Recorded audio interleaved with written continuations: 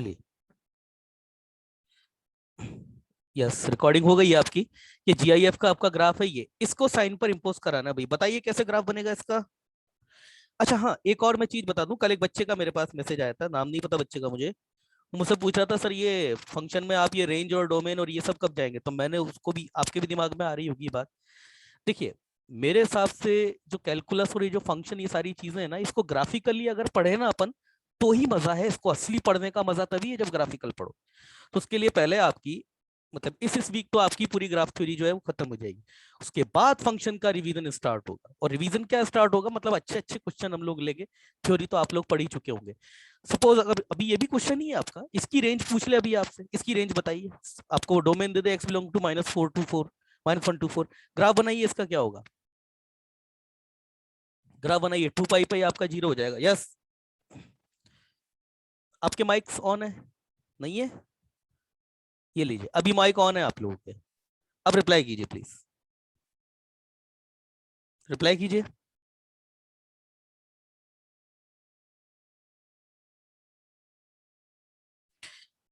Reply कीजिए। π/2, 3π/2 आपका 4 point कुछ 7 कुछ जाता है, बहुत बड़ा है 4 से, तो 4 तो आपका यहीं कहीं रह जाएगा। तो आपको यहां से लेकर के -1 से लेकर के यहां तक का ग्राफ आपको कवर करना है। ग्राफ आपके सामने है, जीआईएफ का ग्राफ भी आपके सामने है। तो बताइए साइन जीआईएफ ऑफ एक्स का ग्राफ कैसे बनेगा, रिप्लाई कीजिए। इतना टाइम नहीं लगता है, जल्दी बताइए।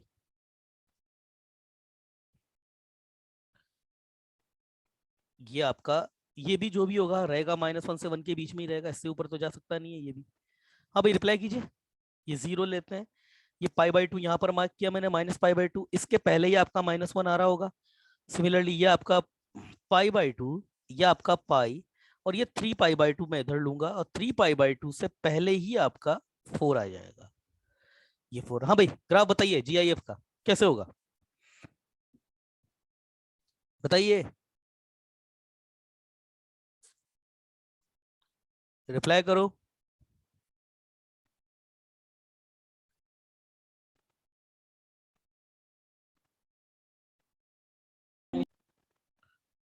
रिप्लाई कीजिए।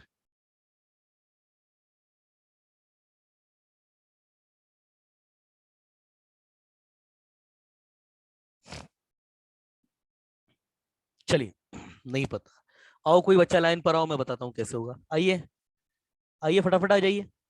हाँ सर। बेटा तुमको पता नहीं पड़ा, देख के तुम नहीं इतना आईक्यू लगा पाए इसमें। सबसे पहली तो हैरानी ये बात की है, तुम नहीं पता लगा पाए इस चीज को कि ग्राफ कैसा बनेगा। क्या प्रॉब्लम आई इसमें, इधर देखो यहाँ पे, ये रहा 0। तो सबसे पहले देखो जीआईएफ किसके ऊपर अप्लाइड है, जीआईएफ आपका एक्स के ऊपर अप्लाइड है। ये आपका साइन को नंबर फॉरवर्ड करेगा, ये बात समझ में आई। मतलब साइन किसके थ्रू नंबर ले रहा है, जीआईएफ ऑफ एक्स के थ्रू, समझ में आई बात। हाँ सर, ये समझ में। अब देखो इधर, जब आपने x को -1 से और 0 से पहले तक का नंबर दिया, तो आपने तो -1 से लेकर के 0 तक की साइकिल चलाई, मगर ये आगे क्या साइन को क्या प्रोवाइड कराएगा, साइन को तो -1 प्रोवाइड कराएगा ये। साइन को हाँ तो सर। तो साइन को क्या लगेगा कि मुझे तो -1 ही मिल रहा है, तो साइन अपना वो बिहेवियर दिखाएगा जो साइन आपका 1 पे दिखाता है, साइन आपका -1 पे दिखाता है। देखो इधर ये π/2 पे -1 होता है, π/2 कितना होता है 1.57, तो -1 पे कितना होगा, जो भी होगा -1 से तो छोटा ही होगा। ये पॉइंट, ये पॉइंट होगा। हाँ अरे, सर। अरे भाई मेरे इधर देखो, साइन का ग्राफ जो होता है नेगेटिव में ये जाता है ना, ये जाता है ना, -π/2 होता है ना ये, बोलो। हाँ सर। अच्छा ये -1.57 है, -1.57 क्या हो गया आपका, 1.5 से भी ज्यादा है नेगेटिव में। तो बेटा 1 तो बहुत पीछे होगा ना -1, तो -1 हाँ पे ये जो भी होगा होगा, तो -1 पे जो भी होगा होगा -1 से छोटा, ये तो तय है। यही होगा ना, मैं ये नंबर मान लेता हूँ कुछ ये होगा। हाँ। तो ये आपका, ये जो नंबर है ये आपका कब आएगा, जब साइन को आर्ग्यूमेंट में -1 मिलता है, तो साइन ये वैल्यू दिखाता है, बोलो हाँ, बोलो। हाँ सर। तो अब ये वैल्यू कब तक दिखाएगा, जब तक एक्स आपका -1 से 0 तक रन करेगा, तब तक साइन को तो यही लगेगा ना कि मुझे तो -1 ही मिल रहा है बार बार। तो ये अपनी, ये वाली वैल्यू जो है, ये वाली वैल्यू है, इसी को ही रिपीट करेगा। ये आपके -1 है, ये y इक्वल टू -1 की लाइन है, और ये y इक्वल टू बेटा आपकी 1 की लाइन है। ये कहाँ होगा, यहाँ कहीं होगा। साइन साइन ऑफ -1 जो होगा वो कितना होगा, -1 से तो छोटा ही होगा ना ऊपर। भाई ये आपके साइन ऑफ हाँ -1 सर। पर वैल्यू है, तो यही वैल्यू देगा, कब तक देगा, -1 से और 0 -1 पर भी यही देगा और -1 से पहले तक यही देगा। समझ में आई बात? आई बात समझ में? हाँ चलिए अब आपका 0 पर ब्रेक, ग्राफ ब्रेक होगा। 1 तुम्हारा बेटा यहाँ कहीं होगा, यहाँ यहाँ 1 होगा तुम्हारा π/2 से पहले। π/2 होता है 1.57, ये पाई होता है आपका 3 पॉइंट, तो 3 तो यहाँ कहीं होगा। 3 तो थोड़ा सा ही पहले होगा ना। पाई आपका कितना होता है बेटा? 3.14 होता है ना, तो तकरीबन 3 के बराबर ही होता है, तो 3 तो पास होगा इसके थोड़ा सा।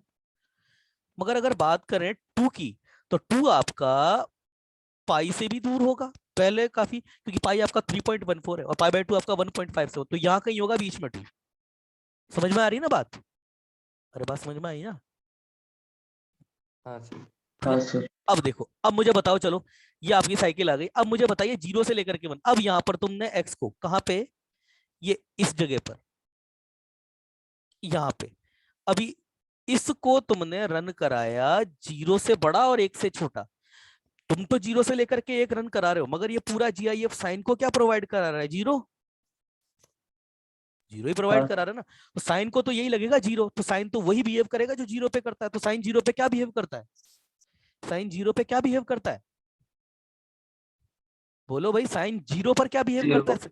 तो 0 पर 0 होता है, तो ये कब तक 0 होगा? 1 से पहले तक 0 होगा। बेटा ये अब सीखो इन चीजों को, अगर IIT एडवांस का क्वेश्चन बनाना है तो ये चीजें सीखनी पड़ेंगी, करना पड़ेगा, और बिना करे ये चीज आएगी नहीं। ये चीजें ऐसी है ना कि मतलब प्रैक्टिस मांगती है चीजें। कोई भी फंक्शन देखते हो उसका ग्राफ दिमाग में सोचना, यार ये क्वेश्चन देख रहे हो आप, आपके आंखों के आगे क्वेश्चन आया, सोचो इसका ग्राफ कैसे बनेगा, इसको पेपर पे कैसे ड्रॉ करेंगे, तब जाकर के बारीकी, तब जाकर के फंक्शन की बारीकियां समझ में आएंगी तुमको। अभी आगे ITF आने वाला है, अगर ITF को पूरा ग्राफिकल, क्योंकि आपको पता है ना कितने tan inverse x minus tan inverse y, कितने फॉर्मूला होते हैं इसके?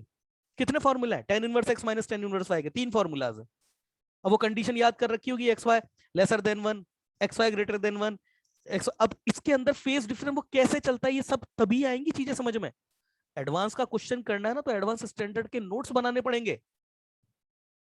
चलिए अब आती है बात 1 से लेकर के 2 तक की। तुमने बेटा इसको, अब जो ये यहां पर था, इसको तुमने 1 1 दिया, मतलब बेटा 1 भी दिया और 1 से लेकर के 2 से छोटा दिया। ये तो बेचारा इसको आगे 1 फॉरवर्ड कर रहा है, तो बेचारे साइन को तो यही लगेगा मुझे तो 1 मिल रहा है। अब 1 कहाँ होगा? यहाँ कहीं 1 होगा, यहाँ कहीं 1 होगा ना भाई। ओ भाई यहाँ कहीं होगा ना 1। हाँ सर। तो साइन 1 आपका क्या होगा? साइन 1 जो भी हो 1 से नीचे ही होगा। तो यहां ले लेता हूं मैं 1, ये आपका साइन 1 है। बेटा यहां मार्क कर दो 0 साइन 1, है ना। ये आपका रन करेगा कहां से तक, कहां तक रन कर, अच्छा ये आपका रन करेगा कहां तक? 2 तक। और जैसे ही ये 2 होगा, 2 से लेकर के 3, फिर से साइन को क्या लगेगा कि मुझे तो 2 मिल रहा है। अब साइन 2 पर क्या वैल्यू दे रहा है? हाँ बेटा ये बताओ साइन 2 पर क्या वैल्यू दे रहा है? अब यहां पर आपका IQ का टेस्ट है। मेरा कहने का मतलब क्या है, साइन 2 पर क्या वैल्यू दे रहा है वो π/2 से पाई के बीच में होगी। इधर देखो यहाँ पे, ये ऐसे ऐसे ही तो फंसाता है वो आपको एग्जाम में। मेरी बात समझना, साइन का ग्राफ सिमेट्रिक होता है बेटा। ये मैं 0 से लेकर के पाई तक की साइकिल बोल रहा हूं। अब जिस बच्चे में IQ होगा ना, ये क्वेश्चन केवल उसी के लिए है, जो बच्चा समझ समझ के पढ़ता है चीजों को। बेटा 1 तुम्हारा यहां था, 1 पे तुमने बता दिया सर साइन 1 होगा, ठीक है मैंने मान लिया साइन 1 होगा। तो ये साइन 1 का डंडा आ जाएगा पूरा, कहां तक? 2 तक। साइन 1 का डंडा आ जाएगा पूरा, ये साइन 1 का डंडा आ गया मान के चलो बेटा। 2 होगा, 2 ये मैंने लिखा है π/2 से इधर है, ये इधर भी हो सकता है। अब आपका 2 पर होगा क्या? वो वैल्यू आएगी जो 2 के कॉरेस्पॉन्ड में, 2 के कॉरेस्पॉन्ड वैल्यू मैंने तो यहाँ पर ही दिखा दी। आप भी जानते हैं मैंने कर्व जो है वो रफली बनाया, यही कर्व बेटा। अब अगर मैं ये बना दूं, ये ऐसे लिख दूं, बात ये है कि साइन 1 और साइन 2 बड़ा कौन होगा? क्योंकि अगर साइन 2 छोटा हो गया तो उसका डंडा जो है यहाँ बेटा नीचे आ जाएगा, यहाँ नीचे आ जाएगा। साइन 2 बड़ा हो गया तो उसका डंडा ऊपर आ जाएगा। दोनों केसेस में आपका डिसीजन बिल्कुल एक्यूरेट होना चाहिए। और मुझे बताओ कैसे, मतलब value of the sine 2 and the value of sine 1, which one is greater than. अब आपको यहां पर डिसीजन लेना है, साइन 1 और साइन 2 कौन बड़ा है? बताओ। कैलकुलेटर से कैलकुलेट मत करना, क्योंकि मैं रीजन पूछूंगा कैसे पता पड़ा। सर हाँ बोलो। सर साइन का ग्राफ मतलब π/2 के आसपास हो, मतलब दोनों तरफ सेम ही है बनाएगा ना। हाँ हाँ हाँ हाँ, मेरा जिस जिस तरीके से चढ़ता है उसी तरीके से उतरता है, मतलब आप ये मान हाँ सकते हो π/2 सर। के अबाउट सिमेट्रिक है, ठीक है। हाँ सर, तो फिर वो 2 से मतलब पास है, इसलिए वो बड़ा होगा 2 साइन 2। शाबाश, ये पकड़ी इस बच्चे ने बात, ये पकड़ी इस बच्चे ने बात। कितना सुंदर इसने जवाब दिया है बच्चे ने। आप भी सुनिए इस बच्चे का जवाब, बहुत सही और बहुत अच्छा, और यही जवाब मैं एक्सपेक्ट भी कर रहा था। हाँ भाई प्रथमेश, देखो बेटा इधर, ये मान के चलो, अब इससे ज्यादा सटीक बेटा नहीं बना सकता, क्योंकि जिस पैड पे मैं लिखता हूँ ना वो बहुत चिकना होता है बेटा। तो इस पे वो पेज वाला, पेज पर तो हम बहुत सिमेट्रिक बना देंगे, पर इस पे बनाया नहीं जा सकता बेटा, बस इससे ज्यादा नहीं बनेगा। तो बेटा इसको थोड़ा सिमेट्रिक मान के चलो, हालांकि मुझे भी दिख रहा है सिमेट्रिक नहीं है ना। अब इधर देखो, यहाँ पे मैंने आपको कहा ये जिस तरीके से चढ़ता है ना उसी तरीके से गिरता है। इसका चढ़ने और गिरने का, क्योंकि पाई बाय 2 के अबाउट सिमेट्रिक होता है 0 से लेके पाई में, इतना तो तुम सब लोग जानते हो। अब बेटा 1 की जो मैंने बात करी, ये आपका होता है 1.57, हालांकि इरेशनल नंबर होता है, फिक्स नहीं पता, पर होता तकरीबन 1.57, ये वैल्यू याद रखनी पड़ेगी आपको। ये 1 है यहाँ पर इधर, और 2 है आपका इधर। आप मुझे बताइए, अगर मैं डिस्टेंस की बात करूं तो ये 2 और पाई बाय 2 के बीच की डिस्टेंस और पाई बाय 2 और 1 के बीच की डिस्टेंस कौन बड़ी है? मतलब आपका, मेरा कहने का मतलब है 1.57 माइनस 1, 1.57 माइनस 1 ये बड़ा है, या 2 माइनस 1.57 ये बड़ा है? कौन बड़ा है? 1.57 माइनस 1। तो ये डिस्टेंस बेटा तुम्हारी ज्यादा बड़ी है। अब ये देखो, ये इधर जैसा होगा इधर भी ऐसा होगा, तो 2 के लिए तो ये कम दूरी पर गया है, मगर 1 के लिए ये इधर ज्यादा दूरी पर चला गया है। तो आप मुझे बताइए ऊपर कौन आ गया? 2 आया या 1 आया ऊपर? मतलब साइन 1 ऊपर आया या साइन 2 ऊपर आया? साइन 2। साइन 2 ऊपर होगा बेटा, साइन 1 और साइन 2, इसमें से बड़ा कौन है? यही तरीके होते हैं देखने के। ये तो क्वेश्चन भी बेटा एक बार पता है आया हुआ है, यस ये क्वेश्चन आया हुआ है। tan 1 साइन 1 कॉस 1 कौन बड़ा है? उसका जवाब ऐसे ही ग्राफिकली दिया जाएगा। ये क्वेश्चन आया हुआ है एक बार, साइन 1 कोस 1 tan 1 इनमें से बड़ा कौन है? आया हुआ क्वेश्चन है ये एक बार। तो वो क्वेश्चन ऐसे ही होगा। समझ में आया अनिकेत, प्रथमेश? समझ में आया? ओ शेख साहब, समझ में आई बात? ओ आविष्कार, समझ में आई? शेख साहब बैठे नहीं बैठे क्लास में? कहाँ पर हैं शेख साहब? आज शेख साहब क्लास में नहीं है यार, देखते हैं। सौभान नहीं बैठा हुआ है सौभान शेख है क्लास में। हाँ भाई शेख साहब, समझ में आई बात? बच्चों के मैसेज आए हैं, पढ़ता हूँ थोड़ा सा। यस सर, शेख साहब का, आविष्कार का, निकेत का, सोमान का, सर मैं हूँ क्लास में। हाँ बेटा वो देख नहीं पाया था तुमको। शेख नाज से मैंने सर्च किया तो नहीं दिखा रहा था, सोभान से सर्च किया तो वो दिखाने लग गया था, है ना। क्लास में सबको अटेंडेंस रहना बेटा, ये बहुत जरूरी चीज है। अगर स्कोर करना चाहते हो, कमांड करना चाहते हो कैलकुलस पे, तो ग्राफ थ्योरी अच्छे से पढ़ लेना।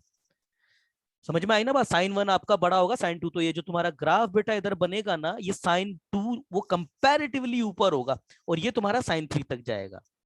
ये तुम्हारा साइन 3 तक जाएगा, ये ध्यान देने वाली बात है। इस चीज को लिख लेना, लिख लोगे ना, y sine 1 is greater than sine 2, sorry y sine 2 is greater than sine 1। बहुत थोड़ा सा ही बड़ा होगा होने को, मगर बड़ा होगा। हाँ भाई, साइन 3 कहाँ जाएगा? साइन 2 से नीचे आएगा, इतना तो कंफर्म है। क्या साइन 1 से भी नीचे आएगा क्या? क्या साइन साइन 3 की बेटा बात करें, साइन 3, साइन 3 कहाँ होगा? मुझे नहीं पता, यहीं कहीं होगा। तो साइन 3 से लेकर के 4 तक के बीच का ग्राफ कैसे बनेगा? आप बताओ कैसा बनेगा? 3 मान के चलता हूं मैं, ये 3.14 होता है बेटा, तो ये बहुत पास होगा, 3 पाई के बहुत पास होगा, है ना। और 4 की बात करें तो बेटा 4 आपका 3.14, 4 आपका 3 से थोड़ा सा दूर होगा, है ना। ये ऐसे ऐसे ही चलता है यहाँ पे काम। और यहाँ पर बेटा 5 की बात करें तो ये तो 4.7 कुछ होता है ना, 4.71 ऐसे कुछ होता है। मतलब ऐड कर लो यार, 3.14 में ऐड कर लो आप, तो pi plus pi by 2, like ये आपका 4.7, 4.7 ही ठीक है। मैंने याद, इतना तो मेरे को याद है 4.7 तो होता है, आगे मुझे पता नहीं, शायद 2 होता होगा कुछ तो भी, 2 या 1 में से कुछ एक नंबर आता है, इतना पता है मुझे। खैर, उससे हमको मतलब भी नहीं है, और उसका ग्राफ पे सच में कोई फर्क भी नहीं पड़ेगा, क्योंकि मेरे को 4 तक की ग्राफ बनाना है। बताओ भाई क्या होगा, क्या ग्राफ का बिहेवियर रहेगा 3 से लेकर के 4 तक के बीच में? रिप्लाई करो। इतना तो कंफर्म है, ये ग्राफ आपका 0 से लेकर के 2 यहाँ तक चलेगा। इधर आपका बेटा ये ओपन आएगा, आई एम सॉरी, ये आपका ओपन आएगा इधर। ओहो, ये इधर होलो रहेगा, है ना, इधर मैंने गलती से इसको फिल कर दिया था, ये होलो रहेगा 3 पर। मगर 3 से लेकर के 4 तक के बीच में ग्राफ आपका साइन 3 वाला मतलब साइन 3 वाला जो पैरेलल लाइन होगी या साइन 3 वाली जो स्टिक होगी ऐसी पैरेलल वाली, उसको पिक करेगा।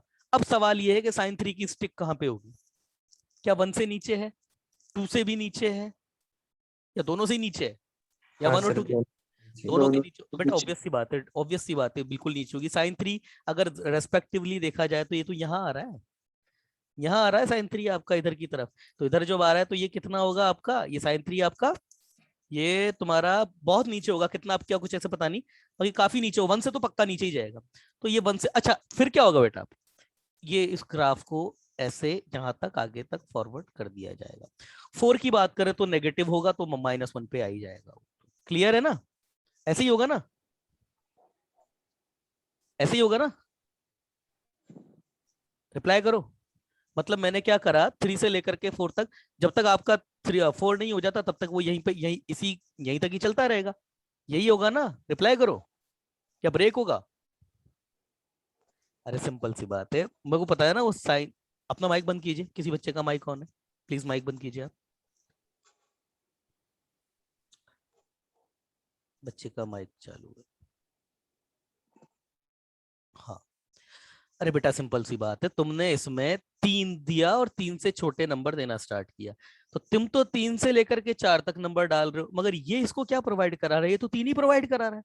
तो जब 3 ही प्रोवाइड करा रहा है तो क्या होगा यहाँ पे, 3 से ये 4 तक भी 3 ही देता रहेगा। रही जैसे ही 4 पर आएगा, जैसे ही भी 4 पर आएगा तो 4 के रिगार्डिंग जो भी नंबर होगा, मतलब साइन 4 आपकी जो भी वैल्यू होती है, साइन 4 आपका π/2 से पहले ही होगा, तो यहाँ कुछ वैल्यू होगा तो वो ये वाली वैल्यू दे देगा उसको।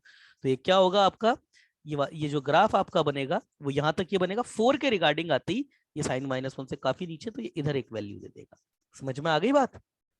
समझ में आई बात? यहाँ पर ये फेल रहेगा, ये ग्राफ बनेगा आपका। क्लियर है? हाँ सर। हाँ सर। अब ये जो डंडे आए ना, इन पे बेटा नाम लिख देते हैं। y = sin 1 का डंडा है ये आपका y = sin 0, या फिर y = 0 भी बोल दोगे तो भी चलेगा। ये आपका y = sin 1 का डंडा है, ये आपका y = sin 2 का स्टिक है, और ये आपकी y = sin 3 की स्टिक है। ये डॉट जो है आपकी sin 4 का डॉट है ना, 4 sin 4 आएगा इस पॉइंट का, है ना, 4 sin 4, मैंने गलत लिख दिया, 4 sin 4 तुम जानते ही हो। अब किसका नंबर है, अब आपको इसके रिस्पेक्ट में ग्राफ बनाना है, e⁻g sin x, e⁻ sin x of GIF of x, ये इसका ग्राफ बनाना है अब आपको। इसका ग्राफ तो बेटा बहुत सिंपल है बनाना, बहुत सिंपल ग्राफ बनेगा इसका तो। चलो ब्रेक करते हैं। ये आपका -1, ये 0, ये 1, ये 2, ये 3 और ये 4। हाँ बेटा क्या ग्राफ बनेगा, इधर देखो। 0 से लेकर के 1 तक के बीच में साइन 1 क्या है आपका, 0 से लेकर के बेटा साइन ऑफ -1 है ना, -1। 0 से लेकर -1 से लेकर के 0, साइन GIF ऑफ x आपका क्या है, साइन ऑफ -1। तो ये आपके पास क्या आएगा, साइन ऑफ -1। और साइन ऑफ -1 e की पावर में कुछ भी रियल नंबर हो वो नेगेटिव नहीं हो सकता कभी भी। तो ये आएगा आपका यहाँ पर भी और यहाँ से लेकर के यहाँ तक भी। अलग पेन ले लेता हूँ मैं थोड़ा, ये यहाँ पर भी और यहाँ से लेकर के यहाँ तक भी। बेटा ग्राफ में किसी को भी दिक्कत है ना, हाथ तो हाथ बोल देना। e⁻−sin 1, e⁻sin ऑफ -1 लिखूं या e⁻−sin 1 लिखूं, बात एक ही है। उसके बाद आएगा आपका ये आपके पास में e⁻0 से लेकर के 1 तक के बीच में ये e⁻0 हो जाएगा। e⁻0 कितना होता है, 1। e⁻0 होता है 1, तो ये आपका 1 हो जाएगा यहाँ पे, और ये आपका 1 तक यही रहेगा। e⁻0 लिख दो या फिर या फिर 1 लिख दो, बात एक ही है।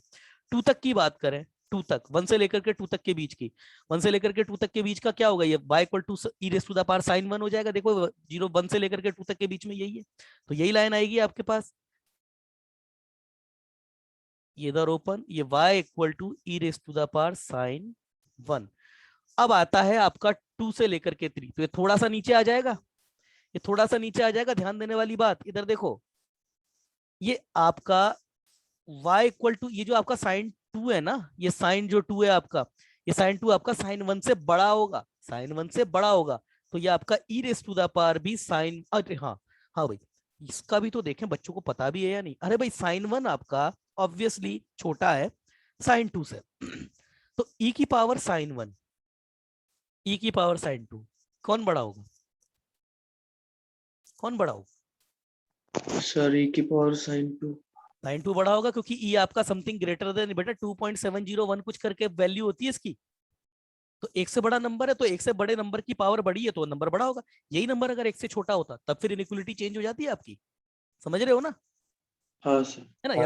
या फिर दूसरे शब्दों में कहा जाए, क्योंकि e raise to the power x का जो ग्राफ है वो इंक्रीजिंग होता है, तो बड़े x की बड़ी वैल्यू के लिए वो खुद भी बड़ा होगा। भाई इंक्रीजिंग का यही तो होता है ना कि x1 is greater then x2 है, तो f ऑफ x1 भी greater than f of x2 होता है। यही तो होता है इंक्रीजिंग का एनालिटिकल टेस्ट, यही तो होता है इंक्रीजिंग ग्राफ का एनालिटिकल टेस्ट, यही होता है कि x1 is greater then x2 है तो f ऑफ x1 भी is greater then f of x2 होगा। या फिर उल्टा भी, x1 लेसर देन x2 है तो f ऑफ x1 भी lesser than f of x2 होगा। ये आपका एनालिटिकल टेस्ट है इंक्रीजिंग का।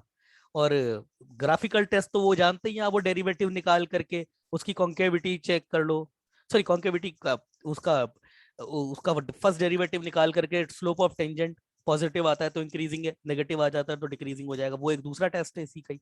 चलिए आगे देखते हैं, समझ में आई ना बात कुल मिला के? आगे आगे देख लीजिए। अब आता है 2 से लेकर के 3 तक में साइन 3 होगा, जो कि 0 से लेकर के ई रेस टू द, मतलब साइन 0 से लेकर के साइन 1 के बीच में कहीं ना कहीं होता है। तो वो ये इधर फिल होगा, ये इधर ऐसा, ये आपका इधर नहीं बेटा, ये साइन 2 बनाना है ना पहले तो मुझे।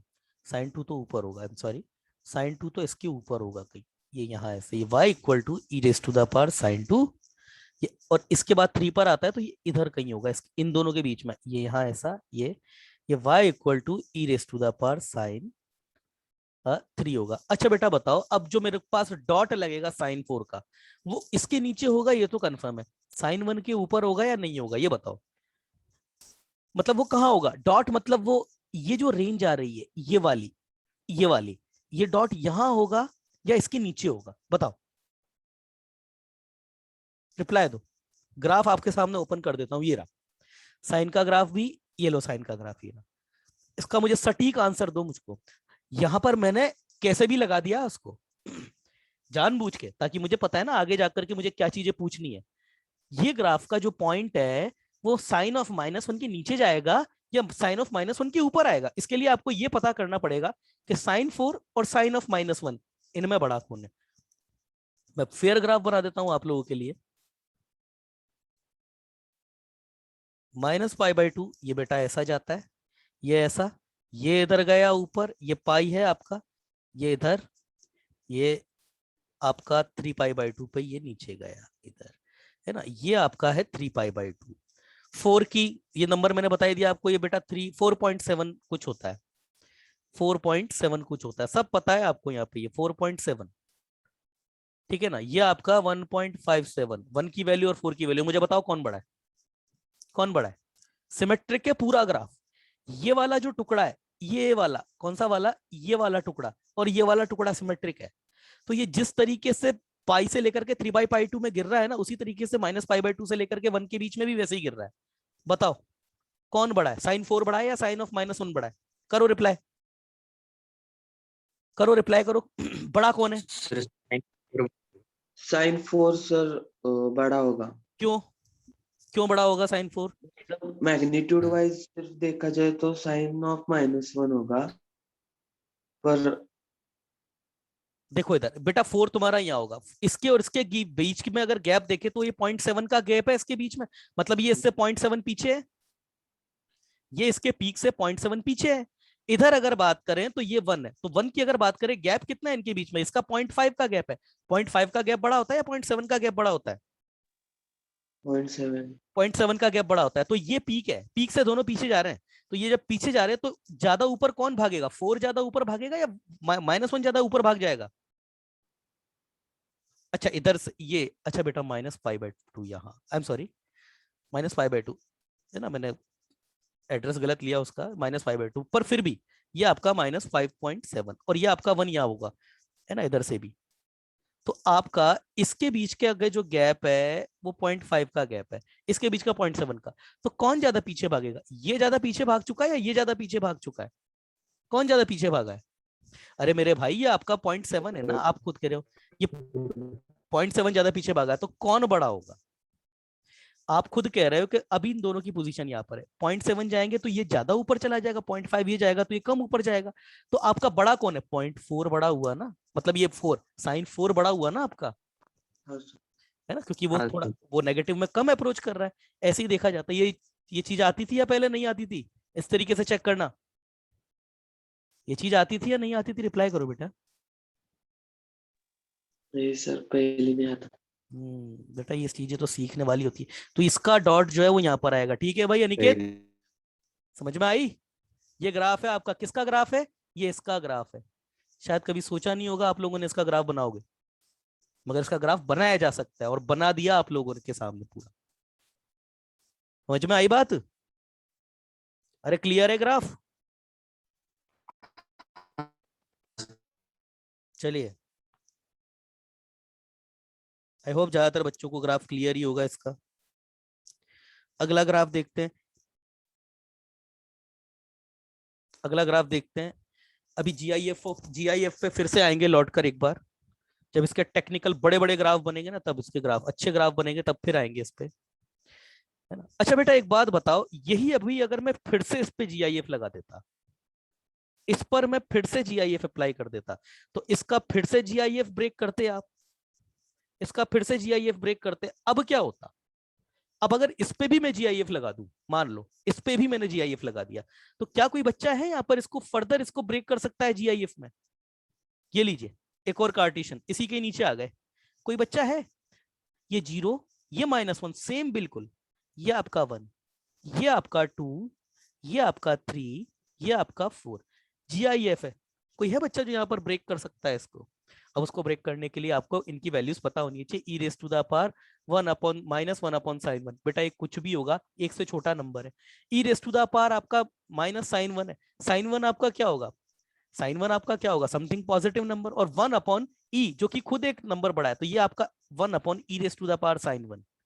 sin1 एक पॉजिटिव नंबर है, 0 से तो बड़ा नंबर है ही सही, और वो भी e एक 2 से बड़ा नंबर उसके ऊपर, तो ये आपका 1 से छोटा हुआ ना, मगर 0 से तो बड़ा है। समझ में आई ना बात? ये 1 से छोटा है, 0 से बड़ा, तो ये पूरा 0 हो जाएगा या नहीं हो जाएगा? आपका बच्चे का मैसेज आया, 1 मिनट रुकना, है ना। यस सर, तो ये आपका 0, ये ऐसे ऐसे ही दिमाग लगाते हैं। ये देखो बेटा 0 आ गया, पूरा 0 हो जाएगा ये यहाँ पर 1 पर ये ओपन होगा थोड़ी देर के लिए। अब e⁻0, e⁻0 आपका 1 ही होता है, आपकी किस्मत अच्छी है तो 1 पर आपको ये 1 हो जाएगा। कहां तक 1 होगा? 1 तक 1 ही होगा। अब बात करते हैं e⁻sin1 की, तो यहां पर ना आपको sin1 की वैल्यू पता होना चाहिए, अनटिल अनलेस आप नहीं कर सकते इसको। sin1 की वैल्यू बेटा, sin1 e⁻sin1, देखो e⁻0 तो ये था आपका, sin1 आपका क्या होगा? sin1 जो भी होगा आपका, अब यार ये उसकी वैल्यू यहाँ पता होनी चाहिए आपको कि ये sin1 आपका यहाँ कहीं 1 से तो छोटा नंबर है, इससे छोटा, 1 से तो बड़ा नंबर कह रही है ही सही, 1 से बड़ा नंबर e⁻sin1, अरे 1 से sin1 जो है आपका, sin1 जो है आपका ये आपका 0 से बड़ा नंबर तो है, और ये 2 की पावर समथिंग, ये नंबर आपका तकरीबन कुछ नहीं तो 1 से तो बड़ा नंबर है ही सही। तो जब 1 से बड़ा नंबर है तो ये आपका किस किस पर जाएगा? ई पर जाएगा, ई की पावर है ना ये, इसका ये जीआईएफ है ना ये, तो ये 1 से बड़ा नंबर है। 1 मिनट रुकना बेटा, ये 1 का जीआईएफ, ठीक है, ये 1 का जीआईएफ तो खैर 1 ही रहेगा। इधर ये आपका ये है, तो ये e⁻sin1 ये आपका 1 से छोटा है, फिर ये sin2 का, अरे बेटा इसकी इंटीग्रल वैल्यू पता होनी चाहिए तब निकलेगा ये। खैर चलिए इसको छोड़ते हैं, और भी अच्छे ग्राफ है करने के लिए। y चलिए नेक्स्ट ग्राफ देखते हैं। अच्छा बेटा एक बात बताओ, a⁻x इसका ग्राफ 2 तरीके से बनता है। एक तो a आपका जो है वो 0 से लेकर के 1 के बीच में कुछ हो जाए तब बनता है, और एक जो है a जो है आपका 1 से लेकर के इंफिनिटी में कुछ हो जाए, तो ये 2 ग्राफ बनते हैं। ए आपका नेगेटिव नहीं हो सकता इस केस में, ए आपका, अच्छा एक्स की बात करें तो एक्स तो आपका आर हो सकता है कुछ भी, मगर ए जो है उसको नेगेटिव नहीं करते। क्यों नहीं करते? सिंपल सा रीजन है उसके पीछे, बेटा मान के चलो ये -5 हो गया, अब एक्स आप जो है वो रियल नंबर कर रहे हो, तो जैसे अगर ये 1/2 आ गया या फिर 1/4 आ गया, 1 के अपॉन में कोई भी इवन नंबर आ गया तो ये नॉट डिफाइंड हो जाएगा। क्यों? -5 √2, तो ये कितना हो जाएगा, रूट के अंदर आयोटा, रूट के अंदर नेगेटिव आ गया तो आयोटा आ गया ना, तो ये तो फिर ग्राफ आपका रियल नंबर से बाहर हो गया ना। इसी तरीके से 1/4 मतलब आयोटा का फिर से रूट, 1/8 आयोटा का 2 बार रूट, 1/16 आयोटा का 4 बार रूट। तो इसलिए ये इमेजिनरी नंबर हो जाता है, इसलिए इसको कंसीडर नहीं करते। एक्स को हम आर बोल देते, मगर ए को हम बोलते हैं कि नेगेटिव नहीं हो सकता, मगर इसके ग्राफ की टेंडेंसी इसके और इसके बेस पे बदल जाती है। मैंने शायद बताया भी होगा क्या टेंडेंसी होती है। चलिए बात करते हैं। आ जाओ कोई बच्चा लाइन पे आ जाओ, कोई बच्चा लाइन पे आ जाओ, आ जाओ भाई। हाँ सर। हाँ बेटा, ए मैं बोल रहा हूँ पहला मेरा 0 से लेकर के 1 के बीच में, तो मैं कोई भी 0 से लेकर 1 अप के बीच का नंबर, जैसे बेटा 1/3 ले लिया मैंने, इसकी पावर x, ठीक है ना बेटा, इसका इसका ग्राफ बना रहे हैं अपन, ठीक है। हाँ अब देखो बेटा, x की पावर 0, तो ये तो खैर 1 ही होगा, इसमें तो शक नहीं है, ठीक है ना। अब बात सुनना विघ्नेश, बेटा मैंने x को बढ़ाना शुरू किया, मतलब x को मैं 0 से 0.1 0.2 0.3 0.4 फिर आगे 1 2 3 4 5 अब टू इनफाइनाइट तक करता गया, तो ये होगा क्या, ये एक्चुअली आपका 1/3 लिखा हुआ है ना। तो जैसे ही तुम x को बढ़ा रहे हो कि ये 1 के अपॉन का ये नंबर जो है वो बढ़ता जा रहा है, बच्चे का मैसेज आया। हाँ सर। तो हाँ हाँ वही वही होगा। तो ये 1 के अपॉन का नंबर बढ़ता जा रहा है, तो तुम बताओ ये नंबर 1 से गिरेगा या 1 से उठ जाएगा। 1 से कम होगा। 1 से कम होता जाएगा, तो ये 0 की तरफ भागेगा ना, ऐसा हाँ सर। है ना? अच्छा, अब बात करते हैं एक्स को नेगेटिव करने की। जैसे ही तुमने एक्स को नेगेटिव किया, एक्स को नेगेटिव करने से होगा क्या, तुम क्या रखोगे, 0 -0.1 -0.2 -0.2 आगे जाके -1 -2 -3। तो ये माइनस की वजह से जैसे ही माइनस आएगा, ये 3x आकर के ऊपर जो है वो पॉजिटिव हो जाएंगे वही नंबर। भाई मैंने 3 के अपॉन में -2 दिया, तो ये तो 3 का स्क्वायर हो गया ना एक्चुअली। हाँ सर। तो ये आपका 3 x, मतलब x को मैं नेगेटिव दे रहा हूं, मगर वो नेगेटिव का साइन तो ऊपर लाने में खर्च हो गया इसको। अब जाकर के ये तो ये 3 की पावर में पॉजिटिव नंबर बड़े होते जा रहे हैं, तो इसका बिहेवियर क्या रहेगा, ये 1 से ऊपर भाग जाएगा, 1 से ऊपर भागेगा ना रॉकेट की तरह। हाँ सर। तो ये ऐसे जाता है ग्राफ आपका, ये ग्राफ होता है आपका। ये किसका ग्राफ है, y equal to a raise to the power x का, जबकि a आपका 0 से लेकर के 1 के बीच में हो। समझ में आया ना, ए आपका 0 से लेकर के 1 के बीच में हो आपका। अब इस बच्चे ने बात करी, किस बच्चे का मैसेज आया था मेरे पास, एक बच्चे का मैसेज आया था, उसने बहुत अच्छा सा एग्जाम्पल दिया था। एक मिनट रुकना, बच्चे का यार, एक तो क्या है ना, मैंने सॉफ्टवेयर अपडेट किया है ना, तो इसके आइकन्स इधर उधर हो गए, मतलब अच्छा चैट सेक्शन सामने आ गया। प्रथमेश का आया था, sir e raise to the power -x जैसा आएगा। यस बिल्कुल आएगा। एक्चुअली प्रथमेश कहने का तरीका थोड़ा सा, e raise to the power -x का जो जैसा ये नहीं है, e raise to the power -x इसके जैसा है, क्योंकि e raise to the power -x एक स्पेशल केस हो गया आपका। आप खुद भी जानते हैं कि ई जो होता है वो आपका 2 से बड़ा नंबर है, और जब मैं 1/e की पावर x की बात करूं, तो यही है तुम्हारा e raise to the power -x। अब 1/e आपका 0 से लेकर के 1 तक की रेंज में आ जाता है, इसीलिए इसका ग्राफ इस ढर्रे से जैसा आता है। समझ में आया, समझ में आया ना बेटा, ये टूटता, ये ब्रेक नहीं होता है, ये ऐसा चलता है, ऐसा आगे जाता है। ये ब्रेक नहीं है बेटा, है ना, ये कंटिन्यूअस है यहाँ पे, ये 0,1 सब पे होता है ये, ठीक है ना। ये आपका किसका ग्राफ है, y equal to e raise to the power -x का। और यही अगर मैं बात करूं आपके सामने y equal to a raise to the power x की, डिक्लेरेशन बेटा सेम ही है 1 से लेकर के इन्फिनिटी तक का। आज मैं कुछ ग्राफ दूंगा भैया करने के लिए, और वो सबको करना है आपको, ठीक है ना। तो इसका ग्राफ कैसा आएगा, सिंपल सी बात है, बिल्कुल 0 पर 0 हो जाएगा, ए आपका x से बड़ा है। अब अगर नंबर को x से 1 से लेकर के इनफाइनाइट पे रन कराया 0 से इनफाइनाइट तक, तो ये ऐसे भाग जाएगा। इधर आकर देखेंगे तो ये ऐसे आ जाएगा। तो ये आपका ग्राफ होता है, ये -इन्फिनिटी से इन्फिनिटी तक के बीच का। समझ में आया, समझ हाँ में आया। सर। अच्छा तो एक बात बताओ बेटा, इसका ग्राफ कैसा बनेगा, f of x equal to a raise to the power x plus a raise to the power -x plus 2, इसका ग्राफ कैसे बनेगा, इसका ग्राफ कैसे बनेगा। सिंपल है बेटा, कुछ भी नहीं है, एक ही में दोनों के ग्राफ बना लो। ए आपका क्या है, ए के ऊपर कोई कमेंट भी नहीं किया उसने, ए के ऊपर कोई कमेंट नहीं किया उसने, मतलब इतना बोला है कि ए आपका बस पॉजिटिव है, इतना बोला है। अब कैसा ग्राफ बनेगा, कैसा ग्राफ बनेगा, कोई कमेंट नहीं किया ए के ऊपर। अब देखो मैं बताऊं कैसे बनेगा। आ जाओ बेटा, कोई भी बच्चा सामने आ जाओ, आ जाओ। हाँ सर। देखो बेटा, पहला प्रश्न ये उठता है कि सर ए के ऊपर कमेंट क्यों नहीं किया। ए के ऊपर कमेंट इसलिए नहीं किया कि एक ए जो है पॉजिटिव बोल रहा है। बेटा या तो एक से छोटा होगा या फिर एक से बड़ा होगा। अगर एक से छोटा हो गया तो ये वाला आपका एक से छोटा हो गया तो ये जो ग्राफ है आपका वो इधर के जैसा बन जाएगा। ये वाला ना, ये रेड वाले ग्राफ की बात कर रहा हूं, ठीक है ना। मगर अगर ए आपका एक से छोटा है तो उसी वक्त ये वाला जो ग्राफ है आपका, ये वाला ग्राफ, वो ये वाला बन जाएगा। सर ऐसे कैसे बन जाएगा? बिल्कुल बनेगा बेटा, 1/3 है। क्या ये 3 नहीं होता है? हाँ सर। तो वो ये वाला ग्राफ बन गया ना आपका, हाँ। है ना। और यही, चलो बेटा सर आपने तो एक ही बताया, दूसरा देख लो। अगर मैं बोलता हूं ए मेरा एक से बड़ा हो गया, ए अगर एक से बड़ा हो गया तो ये जो ग्राफ है वो ये वाला बन जाएगा, ऊपर वाला, ये वाला पहला गोले वाला। हाँ। और ये जो ग्राफ है ये पीछे वाला बन जाएगा ऐसे। यही तो होगा, हाँ सर। है ना। अब मैं क्या करूंगा ना, दोनों कार्टेशियंस में पहले मैं a raise to the power x plus a raise to the power minus x को बना लूंगा, बाद में उसको 2 से शिफ्ट कर दूंगा। तो यहाँ पर जगह कम पड़ गई है, मैं इधर बनाता हूँ। इन दोनों ग्राफ को एक ही कार्टेशियन में बनाना है ना। देखो ग्राफ से ग्राफ को कैसे जोड़ा जाता है।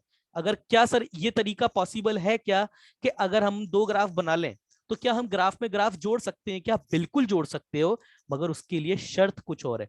सेम रीजन में, ध्यान से सुनना, सेम रीजन में या तो इंक्रीजिंग या डिक्रीजिंग होने चाहिए। मतलब सेम रीजन में दोनों इंक्रीजिंग दोनों डिक्रीजिंग है तो भी चल जाएगा। सेम रीजन में एक इंक्रीजिंग एक डिक्रीजिंग है तो भी चल जाएगा। मगर सेम रीजन में इंक्रीजिंग डिक्रीजिंग चेंज हो रहे तो नहीं होगा। जैसे कहने का मतलब, एक कोई ग्राफ ये है, ये ऐसा है, ये इंक्रीज और डिक्रीज दोनों कर रहा है, और दूसरा ग्राफ ये है। अब इस ग्राफ को जोड़ करके आप आइडिया नहीं लगा सकते, ग्राफ को जोड़ नहीं सकते इन दोनों को। कब जुड़ेगा? ऐसा होता तो जुड़ जाएगा। जैसे मान के चलो ये एक ऐसा जा रहा है और एक ये ऐसा जा रहा है, अब दोनों इंक्रीज कर रहे हैं, इसको जोड़ा जा सकता है। मतलब इन दोनों ग्राफ को जोड़ करके पता लगाया जा सकता है कि बनने वाले ग्राफ का नेचर कैसा होगा, ये पता लगाया जा सकता है आगे, है ना। अंदाजन, मतलब ऑन एन एवरेज अंदाजा लगाया जा सकता है, ठीक है ना। अब बेटा इसकी बात करते हैं, e raise to the power x और अब मुझको नहीं पता कौन सा है, पर मुझे ये बात तो कंफर्म है बेटा विघ्नेश कि मेरे पास जो 2 ग्राफ आएंगे ना उनमें से एक तो ये होगा और दूसरा जो होगा वो ये होगा। और क्योंकि ये दोनों के लिए सेम है तो ये दोनों ग्राफ एक दूसरे की मिरर इमेज होंगे। ये बात पक्की है, पक्की नहीं बात? हाँ सर। चलिए बेटा, ये दोनों है ना एक दूसरे के मिरर इमेज है। अब हमारे पेड़ पे क्या है ना, उतना बेटा बन नहीं पाता है, तो ये एक दूसरे के मिरर इमेज मान करके चलना। किसी को भी दे दो कुछ भी, ये y equal to a raise to the power x ले लो, ये y raise to a raise to the power minus x, कुछ भी ले लो इन दोनों को। अच्छा बेटा एक बार मुझे बात बताना, 0 से इंफिनिटी और 0 से लेकर के माइनस इंफिनिटी जुड़ने का, इन दोनों ग्राफ को अगर मैं जोड़ू, क्यों जोड़ पा रहा हूं? क्योंकि 0 से लेकर के इंफिनिटी तक में अगर ये इंक्रीजिंग है तो ये डिक्रीजिंग हो रहा है, ये डिक्रीजिंग हो रहा है। समझ रहे हो ना बेटा? हाँ। इसका उल्टा यहाँ पे हो रहा है। तो क्या इन दोनों का जुड़ने का जो प्रोसीजर है पॉजिटिव और नेगेटिव में सेम है क्या? पॉजिटिव में जिस तरीके से जुड़ेगा, जो एडिशन, मतलब जैसा ग्राफ पॉजिटिव के लिए आएगा वैसा ही ग्राफ नेगेटिव के लिए भी आना चाहिए। ये बात सही है क्या? अरे बेटा सेम सेम सा ही तो जुड़ रहा है, दोनों ग्राफ सेम है। ये जैसा इधर के लिए नीचे है ना, ये ऐसा उधर के लिए इधर है। दोनों, मैंने बोला एक दूसरे की मिरर इमेज है ये दोनों, y equal x, y axis के रेस्पेक्ट में। तो जैसा ग्राफ पॉजिटिव के लिए आना चाहिए वैसा ही ग्राफ नेगेटिव के लिए आएगा ना। अरे जवाब दो यार, क्या कर रहे हो? जवाब दो भाई। हाँ सर। अच्छा बेटा एक बात बताना, जो ग्राफ पॉजिटिव और नेगेटिव के लिए सेम हो जाता है उसको इवन फंक्शन बोलते हैं क्या? वाई एक्सिस के दोनों साइड अगर मेरा आपका ग्राफ जो होता है वाई एक्सिस के लेफ्ट और वाई एक्सिस के राइट में अगर ग्राफ आपका मिरर इमेज आ रहा है तो उसको इवन फंक्शन बोलते हैं। ये बात पता है ना, मैंने भी बताई ये बात। तो जैसे कोसेक्स का ग्राफ, नॉट सिमेट्रिक। हाँ हाँ, तो इधर देखना बेटा, ये x की जगह माइनस एक्स रख देता हूं मैं थोड़ा। तो ये a raise to the power x, a raise to the power minus x, क्या ये f ऑफ x नहीं आ गया क्या? क्या ये f ऑफ x नहीं आ गया क्या? तो क्या ये इवन फंक्शन है? हमने ये ग्राफ देख करके नहीं पता लगा लिया क्या? लगाया सर। देखो ऐसे फर्क पड़ता है चीजों का। अब बेटा बात करते हैं इनको जोड़ने की। आ जाओ बच्चा कोई भी सामने अपनी इच्छा से, क्योंकि अब मैं क्वेश्चन पूछूंगा उससे ग्राफ को जोड़ना है। आ जाओ बेटा, सामने आ जाओ, आ जाओ। मैं अब अपन क्या करेंगे ना बेटा, अपन इधर का ग्राफ बना लेंगे, इधर का कॉपी मार देंगे, क्योंकि हमको पता है इवन फंक्शन है, तो हम दोनों तरफ की मेहनत ही नहीं करेंगे, एक तरफ का लेकर के दूसरा तरफ कॉपी कर देंगे उसका। आ जाओ बच्चे, जल्दी सामने आओ, जल्दी सामने आओ, अरे जल्दी आओ यार सामने। किसी का भी माइक नहीं चल रहा है क्या यहाँ पे, या किसी का भी चैट सेक्शन चालू नहीं है क्या? जल्दी आइए, मुझे डाउट भी सॉल्व करने हैं बहुत सारे। हाँ सर। यार हर बार तुम ही आते हो यार, ऐसा भी नहीं है कि कोई भी बच्चा ऐसे आ जाए कि हाँ चलो सर मैं चैट सेक्शन से मैं ही आपके प्रश्नों का जवाब दूंगा। देखो बेटा इधर विघ्नेश, इधर देखो, एक का नेचर क्या है, एक तो आपका वन से बहुत बड़ा होता चला जा रहा है, इतना तेजी से बड़ा हो रहा है, रॉकेट की तरह भाग रहा है ये, एक तो ये वाला, तो दूसरा आपका बहुत बुरी तरीके से गिर रहा है, समझ में आ रहा है ना? हाँ सर। अच्छा ये देखो, ये जो उड़ रहा है ना, ये जो ऊपर की तरफ भाग रहा है, इसकी रेट ऑफ, अब यहाँ पर तो ये प्रश्न पूछने ही वाला बेवकूफ है कि रेट ऑफ ग्रोथ किसकी ज्यादा हाई है ना? हालांकि रेट ऑफ ग्रोथ दोनों की सेम है, रेट ऑफ ग्रोथ दोनों की सेम है, मगर अगर पॉजिटिव एक्स की बात करें तो obviously a raise to the power x की रेट ऑफ ग्रोथ हाई है ना? अब इधर बेटा बात करते हैं a raise to the power minus x की। मेरी बात सुनना बेटा, जैसे एक्स को मैं बड़ा करता जा रहा हूँ, बड़ा करता जा रहा हूँ, बड़ा करता जा रहा हूँ, ये आपका जीरो में घुसता जा रहा है। हाँ सर। मतलब ये बात है कि ये एक्स एक्सिस एसिम्प्टोट है इन दोनों ग्राफ की, यही तो मतलब है ना? हाँ मतलब ये हो गया कि ये कभी जीरो तो नहीं होगा, मगर हाँ एक टाइम आकर के ऐसा हो जाएगा कि ये इतना धीरे से बढ़ना शुरू हो जाएगा, ये इसका चेंज, इसमें रेट ऑफ चेंज इतना ज्यादा धीरे हो जाएगा ना कि ये तकरीबन जीरो ही हो जाएगा। एक टाइम ऐसा आ जाएगा ना कि इसका, हाँ सर, वो जीरो इस को टेंड करेगा। कि मतलब इसका जीरो पर ट्रेंड करेगा, मतलब इसका जो रेट ऑफ चेंज है ना, ये इतना ज्यादा स्लो हो जाएगा कि इसको लिखें या ना लिखें कुछ फर्क ही नहीं पड़ेगा हमारे ऊपर। समझ में आ रही ना बात? हाँ अच्छा बेटा, आप मुझे बताइए कि गिरने की रेट हाई है या उठने की रेट हाई है? मतलब आपका, अब मैं बात करता हूं रेट ऑफ ग्रोथ के फोर्स की, यही फोर्स ना बेटा लिमिट में भी देखा जाता है कि कौन सा फंक्शन का फोर्स जो है वो हाई है। अगर आपको कभी भी कई आप इनविजुलेशन से भी कई क्वेश्चनों के आंसर देख करके पता लग जाते हैं। आप मुझे बताइए जो रेट ऑफ ग्रोथ है, इसकी ज्यादा हाई है या इसकी ज्यादा हाई है, ये बताइए। ए रेज टू पावर एक्स की एक्स की ज्यादा रेट है। ज्यादा हाई है, तो बेटा मुझे एक बात बताना, मैं एक्स को जैसे जैसे जैसे इनफाइनाइट करता जाऊंगा, डोमिनेट कौन करेगा, ये डोमिनेट करेगा या ये डोमिनेट करेगा? A raise to power x.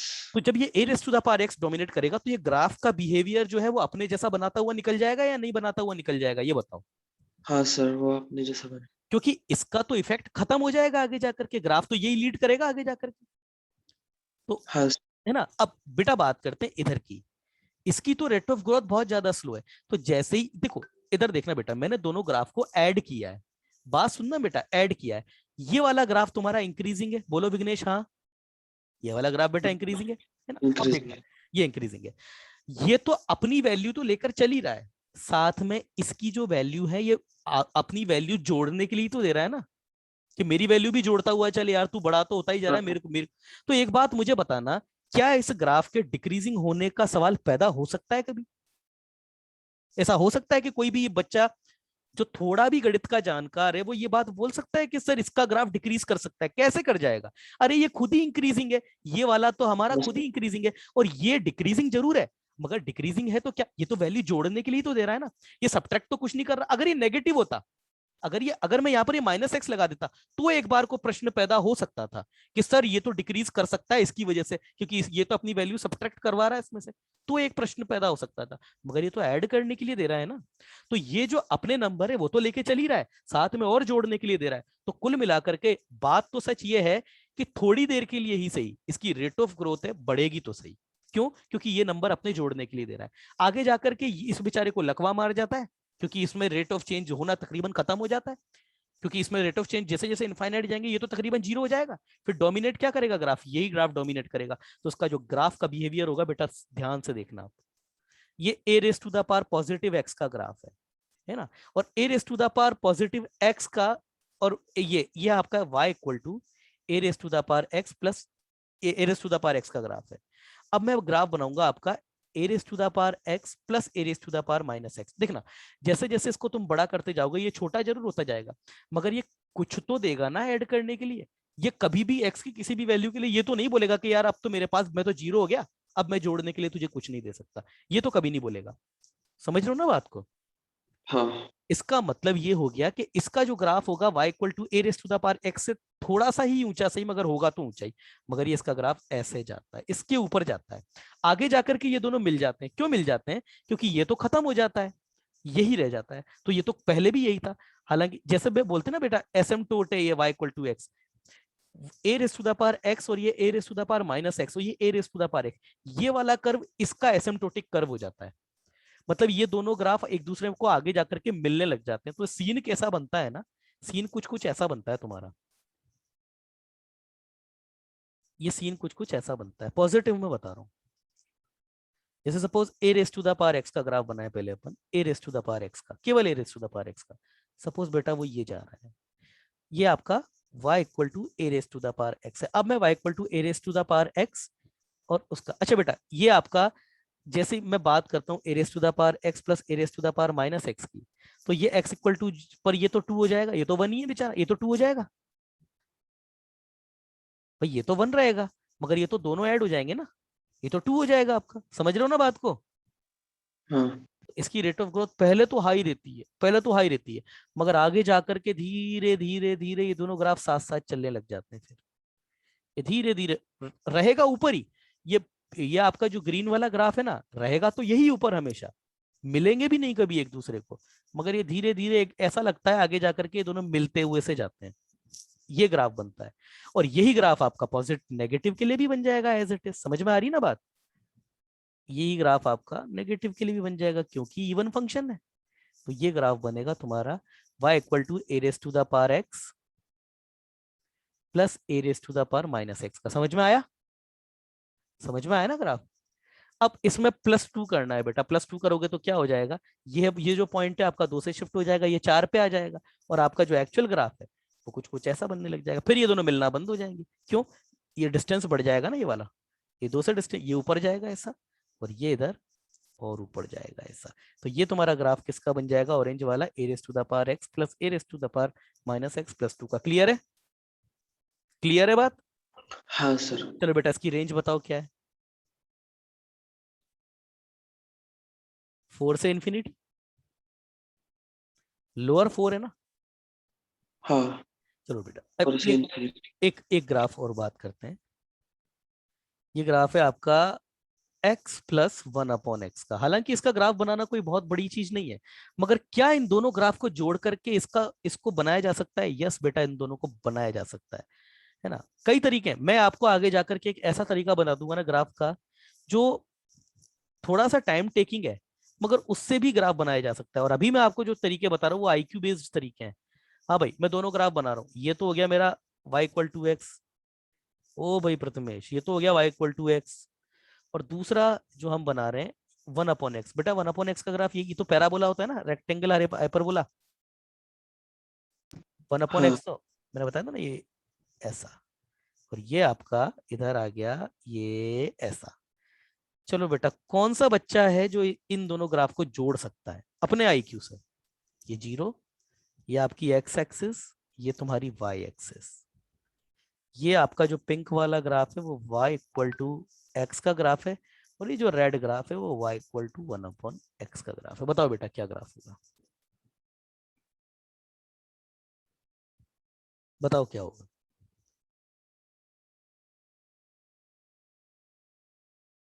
चलो मैं बताता हूँ क्या होगा।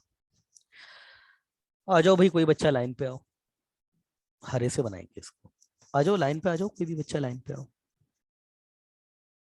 हाँ सर। देखो बेटा, मैं इसको ब्रेक करता हूँ 0 से लेकर के 1। 0 नहीं हो सकता, x आपका 0 नहीं हो सकता, तो रेंज में ही, डोमेन में ही नहीं है 0, तो 0 से बड़ा, x से छोटा, है ना, यूनियन 1 से और इनफाइनाइट। मैं इसको ऐसे बनाता हूँ। अच्छा, एक और चीज भी देख सकते हो तुम, जैसा जुड़ाव यहां पर होगा वैसा ही जुड़ाव यहाँ अपोजिट में भी होगा, सेम ही तो है। हाँ सर। तो बेटा ये इधर और इधर सेम ग्राफ बनना, ये क्या होता है? जैसा अपोजिट कोऑर्डिनेट में आपका ग्राफ सिमेट्रिक हो जाए उसको क्या बोलते हैं? ऑड फंक्शन बोलते हैं ना। हाँ सर, ऑड फंक्शन। तो आप देखो तो क्या ये ऑड फंक्शन नहीं है क्या? ये ऑड फंक्शन है ना?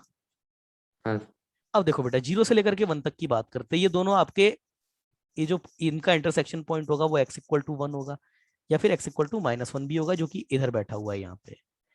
अब बेटा सिद्धेश, एक मेरी बात का जवाब देना, मैं अभी स्टडी कर रहा हूँ केस कौन सा है, 0 से 1 वाला। 0 से लेकर के 1 तक के बीच की ये जो पिंक वाला ग्राफ है वो तो इंक्रीज कर रहा है, हाँ सर। और आपका जो रेड वाला ग्राफ है वो डिक्रीज कर रहा है। हाँ सर। ठीक है ना? अब आप मुझे बताइए, मतलब रेट ऑफ, इसको ग्रोथ तो नहीं बोलेंगे, इसको बोलते हैं रेट ऑफ डिक्रीमेंट, या फिर रेट ऑफ डी ग्रोथ, या ऐसे बोले, किसकी ज्यादा हाई है? मतलब गिरने की जो रेट है वो किसकी हाई है? 1/x की। 1/x की। ऑब्वियस ही बात है बेटा, इसने तो 0 से लेकर के 1 तक का सफर किया, और ये तो इन्फिनिटी से 1 पर आ गया। आप सोचो कितना बुरी तरीके से गिर रहा है ये एक कदम हाँ चला, ये एक कदम चला, ये एक कदम में 0 से लेकर के 1 ही पहुंचा, और ये इन्फिनिटी से 1 आ गया। तो जाहिर सी बात है बेटा, इसी की रेट ऑफ ग्रोथ आई है। अच्छा, अब दोनों ऐड हो रहे हैं, तो मैंने 0+ की बात करी, 0+ पर ये तो 0+ होगा, मगर ये तो इन्फिनिटी होगा। हाँ सर। तो आप मुझे बताइए, दोनों का एडिशन अगर ग्राफ का करूंगा मैं, आप देख सकते हो ग्राफ का, ये वाला ग्राफ, एक ग्राफ मेरा मोनोटोनिकली इंक्रीजिंग है और एक ग्राफ मेरा मोनोटोनिकली डिक्रीजिंग है, इसलिए मैं जोड़ पा रहा हूं इन दोनों ग्राफ को, इजीली जोड़ पा रहा हूं मतलब।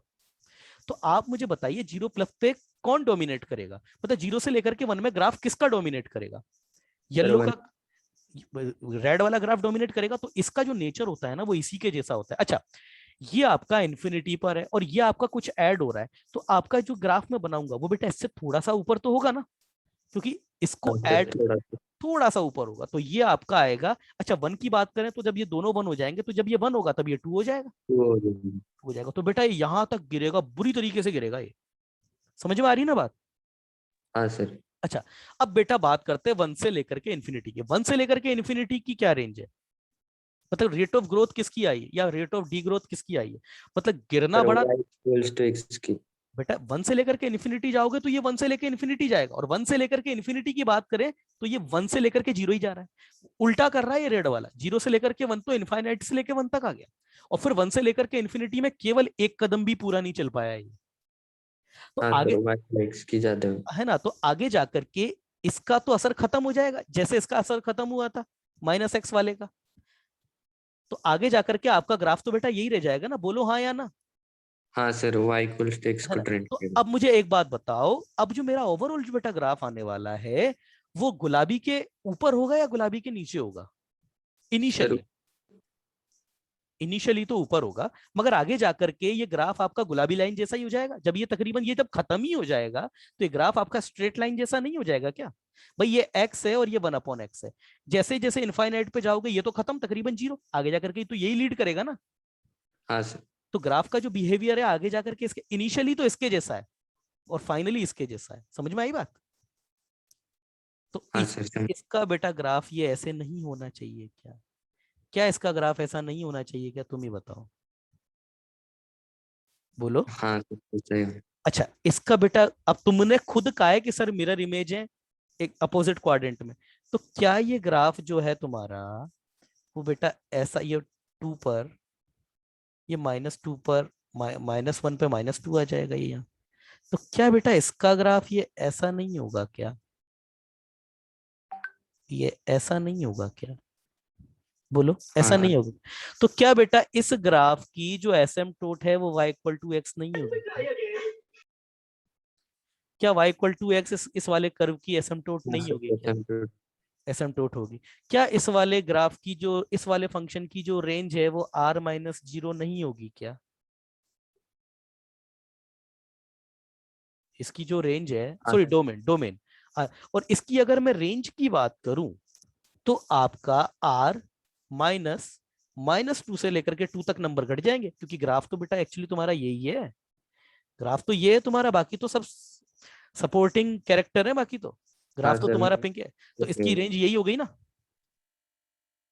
हाँ सर। है ना? देखो इतना आसान हो जाता है चीजों को सोल्व करना। समझ में आई बात? आज मैं कुछ आपके, कुछ फोटो क्लिक करके मैं आज आपको कुछ ग्राफ बनाने के लिए दूंगा, आज आप कुछ ग्राफ बनाएंगे। चलो बेटा, अब कुछ तो क्वेश्चन ले लेते हैं, है ना? अच्छा, एक और चीज मैं आपको बता देता हूँ, मैं रिकॉर्डिंग बंद कर देता हूँ पहले, है ना, क्योंकि ये चीज रिकॉर्डिंग। देखो बेटा विघ्नेश, आपको ये बात बोली है विघ्नेश कि एक कोई बेस के ऊपर तुमने ट्रायंगल बनाया, ठीक है। ओ विघ्नेश, अब देखिए उधर, ये आपका ट्रायंगल हो गया। ये ए ले लो इसको, ये बी ले लो, और ये पॉइंट पी है ना। ये बोल रहा है कि ये एंगल ए है और ये एंगल बी है। कहने का उसका मतलब है भाई कि जो टेन ए और ये आपका प्लस टेन बी जो है ना, ये तुम्हारा कांस्टेंट है। तो तुम्हारे पास ये जो पॉइंट है ना, इसका लोकस क्या होगा, ये उसने पूछा है। समझ में आई बात? हाँ सर। हाँ, तो इस क्वेश्चन में क्या प्रॉब्लम आई तुमको? लोकस पूछना था। उसने क्या है ना तुमको, मतलब उसने तुमको थोड़ा ज्योमेट्री से, उसने क्वेश्चन ज्योमेट्री का बना करके पूछ कोऑर्डिनेट से लिया, तो तुम उसका पूछने में तुम उलझ गए। If on a given base a triangle be described such that sum of tangent of the base angle is a constant, then find the locus of vertex. किसी बच्चे से नहीं हुआ ये क्वेश्चन? अरे इतने सारे बच्चे हैं क्लासरूम में, किसी और ने भी तो ट्राई किया होगा, किसी से नहीं हुआ ये क्वेश्चन? सर आप बताओगे ना, इसलिए हमने किया ही नहीं है। देखो बेटा मेरी बात सुनो, क्या नाम है विघ्नेश बेटा, मान लो यहाँ पर कहीं बीच में, कहीं भी ओरिजिन ले लो, यहाँ पे बीच में ओरिजिन ले लिया अपनी सहूलियत के लिए। मैं मान लेता हूँ ये जो पूरी लेंथ है ना, इसको 2a तो मान सकता हूँ ना, 2a मान लिया इस लेंथ को। हाँ सर। ध्यान देना, मैंने कोई एंगल ट्रायंगल को मैंने आइसोस्केलस ट्रायंगल डिक्लेयर नहीं किया है, मैंने केवल बेस आपका 2a लिया। और वो क्यों लिया है? ताकि इसको कोऑर्डिनेट तक बैठाया जा सके।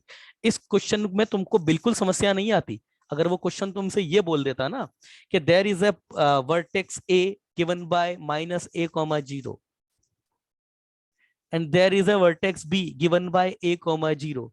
Find the coordinate locus of point p such that angle tan of angle a plus tan of angle b is constant. तब इस क्वेश्चन में तुम्हें कोई दिक्कत नहीं आती, क्योंकि ये उसने जो क्वेश्चन पूछा है वो ज्योमेट्री वाला क्वेश्चन ज्योमेट्री की तरह ही पूछा है। अभी उसने जो क्वेश्चन पूछा है, क्वेश्चन उसने ज्योमेट्री का पूछा है, मगर आंसर कोऑर्डिनेट से आएगा। देखो लोकस की ना बेटा बात करें, लोकस हमेशा कोऑर्डिनेट ज्योमेट्री में ही डिफाइंड हो सकता है, क्योंकि लोकस का मतलब होता है कर्व, और कर्व बनेगा तो वो 2D ज्योमेट्री में ही आएगा। क्लियर है? हाँ सर। अब बेटा तुम मुझे बताओ कि अगर ये एंगल 10A है तो वो कैसे दिया जाएगा? सिंपल सी बात है यार, इसका स्लोप निकाल लो ना। इसको ये A है तो इस लाइन का PA लाइन का मतलब, तुम मुझे बताओ क्या कर बेटा, स्लोप ऑफ PA जो लाइन है, क्या वो 10A नहीं होगा क्या? तुम ही बताओ चलो। ये एंगल अगर मैं ए बोलता हूँ बेस एंगल, तो क्या slope of P A 10A नहीं होगा क्या? तुम ही बताओ चलो, बोलो बेटा बोलो। स्लो अरे कैसी यार तुम, ये लो, ये लाइन है, अगर ये एंगल ए है, एंगल ए है, तो ये जो लाइन है इसका स्लोप जो होगा क्या बेटा, वो 10A नहीं होगा क्या? बोलो। हाँ अरे ये कहाँ गया विघ्नेश? इसका माइक है ना, पता हाँ नहीं। नेटवर्क का प्रॉब्लम आ रहा चलो है। बेटा, तो समझ में आई ना बेटा बात, ये 10A होगा। बोलो। हाँ सर। ठीक है, इसी तरीके से अगर मैं इसका स्लोप निकालूं तो वो इधर से आएगा, मगर इसका स्लोप अगर मैं निकालूं तो इधर से आएगा। बेटा मान के चलो ये पाई माइनस बी होगा ना ये, तो इसका slope tan of pi minus b होगा। बोलो हाँ। तो मैं अब 10A निकालता हूं तुम्हारे सामने। 10A क्या है? 10A है तुम्हारे पास, अच्छा, उसने क्वेश्चन में घुमाया तुमको इस तरीके से क्योंकि उसने क्वेश्चन दिया है ज्योमेट्री का, और आंसर लोकस पूछा, आंसर उसने पूछा है आपका कोऑर्डिनेट से। उसने जो बेटा लैंग्वेज बोली हुई है ना, उस पर थोड़ा सा आप कंसंट्रेट करो, है ना, क्योंकि अब यहां पर आपके दिमाग में ये आ गया होगा बच्चों के, सर एलिमिनेट किसको करेंगे? तो उधर देखो बेटा विघ्नेश, उसने ये बोला है ना, if on a given base, क्या बोला है उसने? If on a given base, बोला है कि नहीं बोला है? हाँ सर। गिवन बेस का मतलब क्या है? ए तुमको पता है, मतलब तुम्हें 2A की लेंथ पता है, यही तो हाँ मतलब होता है मेरे भाई। तो अब मुझे बताओ, ये ए तुमको पता है, तो मुझे बताओ 10A कितना होगा? क्या बेटा ये y-0/x+a नहीं होगा क्या? हाँ सर। अच्छा बेटा बताओ 10 ऑफ पाई माइनस बी कितना होगा? ये बताओ बेटा तुम, कितना होगा? tan ऑफ पाई माइनस, बेटा स्लोप है ना, क्या कर रहे हो ये, y minus 0 0 upon x minus ठीक है। अब ये tan है तो आ गया, tan आपका तुम भी जानते हो ये माइनस tan है होगा, तो इसको तुम y upon a minus x भी लिख सकते हो, बोलो हाँ, बोलो हाँ। हाँ सर। तो क्या वो यही नहीं बोल रहा है क्या विघ्नेश कि y upon a minus x that is equal to constant? हाँ सर। तो क्या बेटा वो ये नहीं बोल रहा है क्या आपका a minus x upon x square minus a square equal to constant, क्या वो ये नहीं बोल रहा है क्या?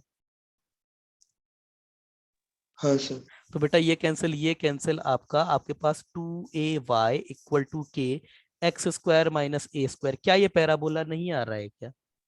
हाँ सर पैराबोला। तो क्या तुम्हारा क्वेश्चन सॉल्व नहीं हो गया क्या? हाँ सर हो गया। चलिए और कुछ। 11th question. 11th क्वेश्चन, शाबाश, पहले से सीधा 11th, good. If a focal cord of N ellipse given है, cuts the ellipse at the given point whose eccentric angle are these and this, the value of b, जो कि 1 से छोटी होनी चाहिए। हाँ भाई, क्वेश्चन है अभी बच्चे का, 11th क्वेश्चन है अपनी शीट का। तो क्वेश्चन ये है कि if a focal cord of ellipse, तो इलिप्स आपको उसने थोड़ा जो है घुमा फिरा करके इक्वेशन दी है, y square equal to b square 1 minus x square, ये घुमा फिरा के दिया है और ऐसा कुछ भी नहीं, क्या ये वाई स्क्वायर, ये आपका plus b square x square equal to b square, या फिर ये y square upon b square plus x square equal to 1, ये है कुल मिला के।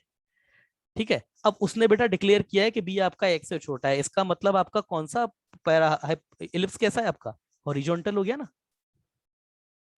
हाँ सर। है ना, ये इसलिए उसने इस तरीके से घुमाया है उसने, यहाँ तक तो खैर तुमने भी कर लिया होगा।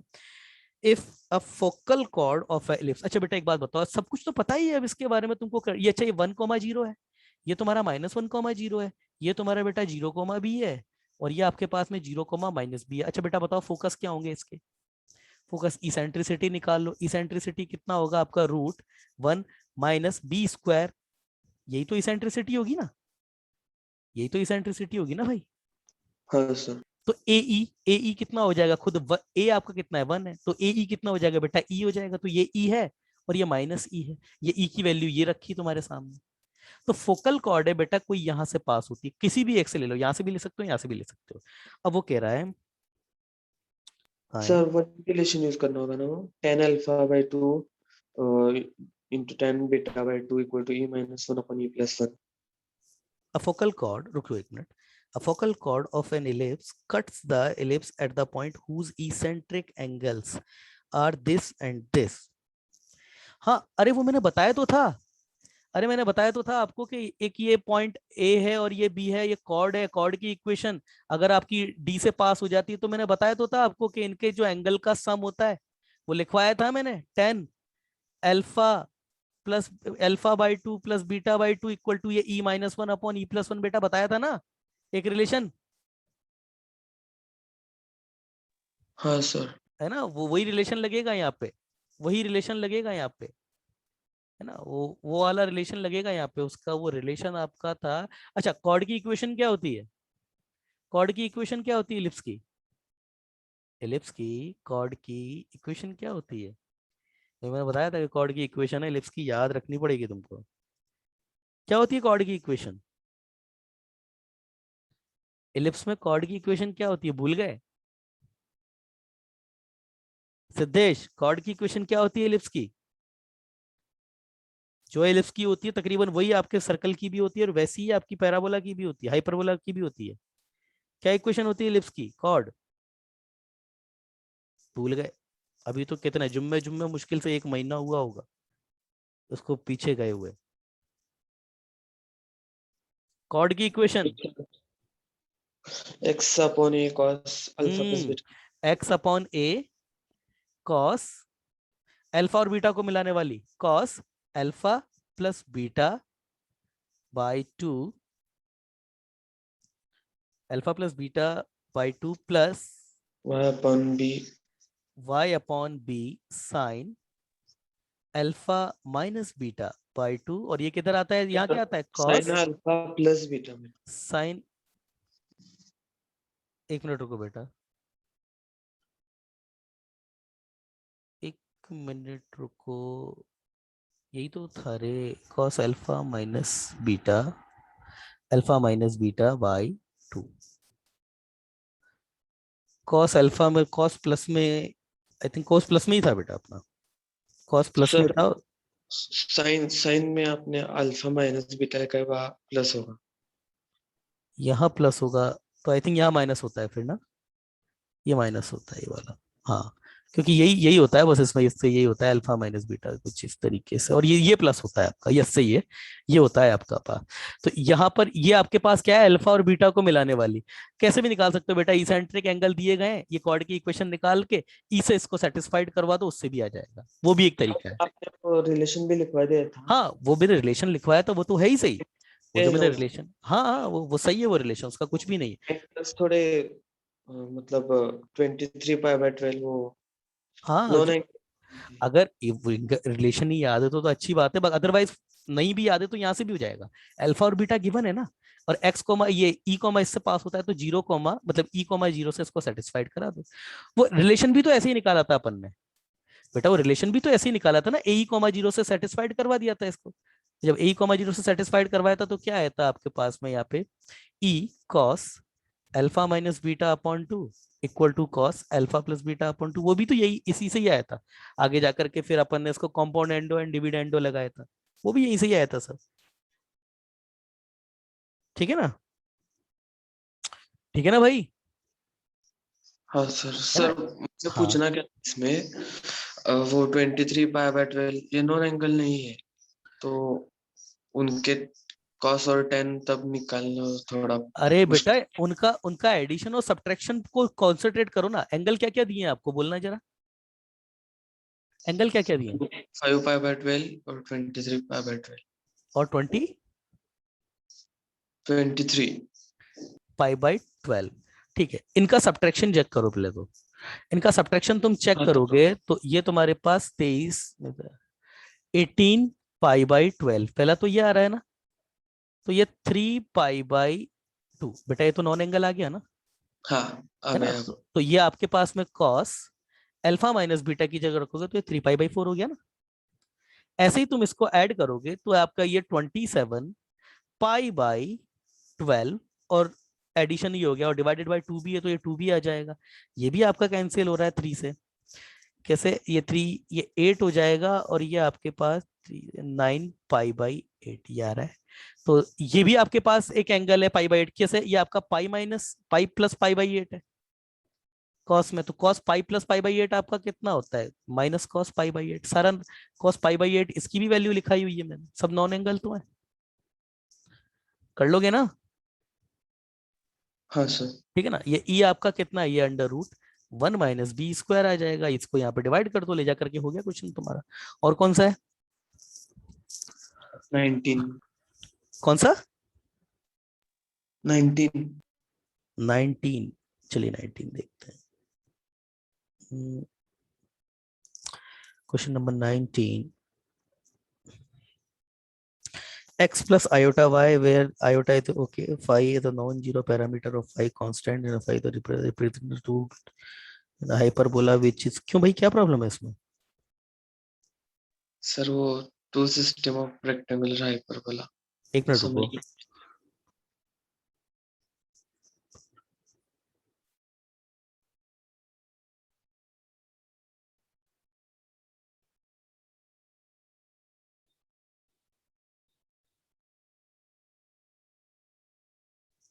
अरे भाई सिंपल सा बात है, मेरे को तो लगा यार कुछ अलग सा पूछा होगा इसलिए तुम परेशान हो रहे हो उसमें।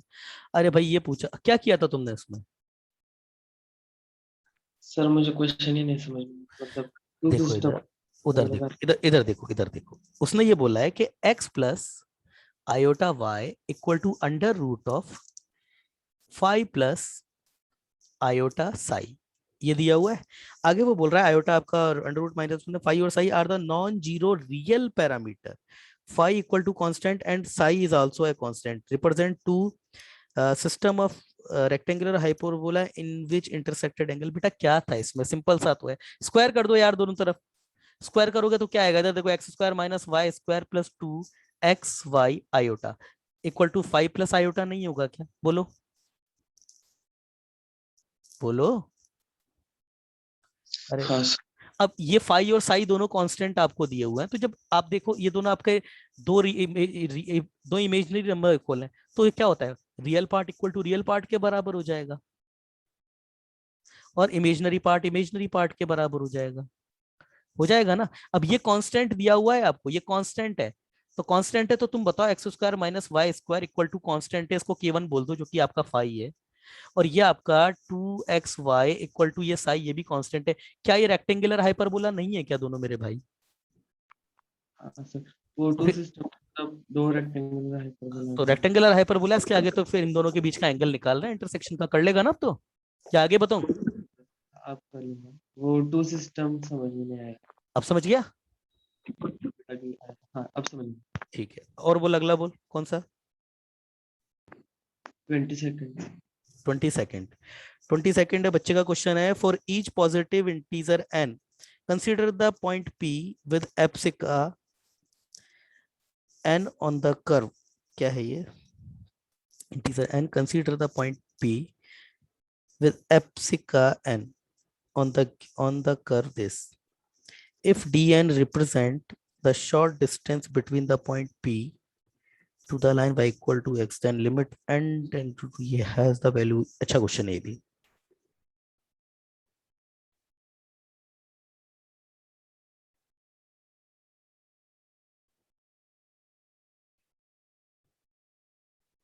देख भाई विघ्नेश, इधर देख, उसने ये बोला है कि n तुम्हारा एक कोई पॉजिटिव इंटीजर है, ठीक है, और p एक तुम्हारा कोई पॉइंट है जिसका एप्सिका n खुद ही है, और ये आपका किस पर लाई करता है, तो इसने ये तुमको दिया है y square minus x square equal to कितना है ये, 1।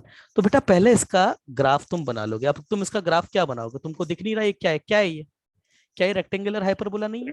हाइपरबोला है। चलो बेटा रेक्टेंगुलर हाइपरबोला है। अब ध्यान देने वाली बात ये है, उसने एप्सिका पॉजिटिव बना दी है, तो ये ग्राफ तो हमारे मतलब का है ही नहीं फिर। तो ये जो p है तुम्हारा वो कहाँ होगा, p आपका n अगर कोई इंटीजर लूं तो p आपका या तो ये है या फिर ये है, यही है ना, बोलो भाई यही तो है। हाँ तो अब अगर मैं पीक एक्स को एक्स कोऑर्डिनेट एन लेता हूं तो यहां पर रखो, तो ये क्या आ रहा है मेरे पास, क्या ये मेरे पास plus minus 1 plus n square नहीं आ रहा है क्या? तो ये मेरे हाँ पास 1 प्लस एन स्क्वायर हो गया, और इसको अगर मैं मांगता हूं पी, दोनों में से पी कोई भी ले सकते हो तुम, अंडर रूट 1 ये माइनस हो जाएगा प्लस एन स्क्वायर ये हो जाएगा। अब वो बात कर रहा है कि तुम्हारे पास एक दूसरी लाइन है जो है तुम्हारे पास y इक्वल टू एक्स। अच्छा तुम ये भी जानते हो कि y इक्वल टू एक्स इसकी एसिम्प्टोट भी होगी, बोलो मेरे भाई एसिम्प्टोट होगी ना। असल ये तो मैंने मतलब क्या है, मुझे पता नहीं था कि क्वेश्चन एसिम्प्टोट पर से ही आ जाएगा, वरना अदरवाइज बेटा ग्राफ देखे तो ग्राफ तो इसका कुछ कुछ ऐसा आ जाएगा, ये कुछ इसके बिल्कुल चिपक चिपक के चलेगा इससे, समझ रहे हो ना। हाँ तो बेटा p जो है वो यहाँ पर है n comma under root 1 plus n square, और दूसरा p जो है वो ये वाला वो यहाँ पर है माइनस वाला, ठीक है। अब वो कह रहा है कि इधर मतलब p अभी तक विघ्नेश ये है कि p इन दोनों में से कुछ भी हो सकता है, p कौन सा होगा उसके लिए आगे पढ़ रहा हूँ। आगे वो ये बात बोल रहा है, if dn is represent the shortest distance from p to the line y equal to x। अब तुम मेरे को बताओ बेटा शॉर्टेस्ट डिस्टेंस इससे आएगी या इससे आएगी,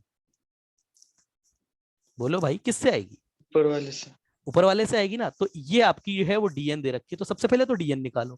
तो dn कितना हो जाएगा, कैसे होता है, लाइन को सेटिस्फाइड करवाते हैं, ये लाइन आपकी क्या है y इक्वल टू एक्स है, तो क्या ये under root 1 plus n square minus n upon under root 1 का स्क्वायर और 1 का स्क्वायर, क्या इसका मॉड लगाने पर क्या ये dn नहीं है क्या मेरे भाई, तुम बताओ। हाँ सर। अच्छा जी दूसरा, हाँ। अच्छा इधर देखो, under root 1 plus n square हमेशा एन से तो बड़ा होगा ना, तो ये मॉड भी हटा सकता हूं मैं, मतलब मेरे पास जो dn है उसमें मॉड लगाने की जरूरत नहीं है, क्योंकि मुझे पता है एन स्क्वायर एन से बड़ा होगा, और एन ये खुद भी मेरा पॉजिटिव इंटीजर है, ये रूट 2 हो गया। यही dn है या नहीं है, रिप्लाई करो। हाँ अब वो क्या पूछ रहा है, उसने सिंपल सा क्वेश्चन पूछा है कि लिमिट, कुछ भी नहीं है, घुमा दिया क्वेश्चन में और तुम घूम गए, एन इंटू, एक मिनट रुकना, एन है 1 अपॉन एन है,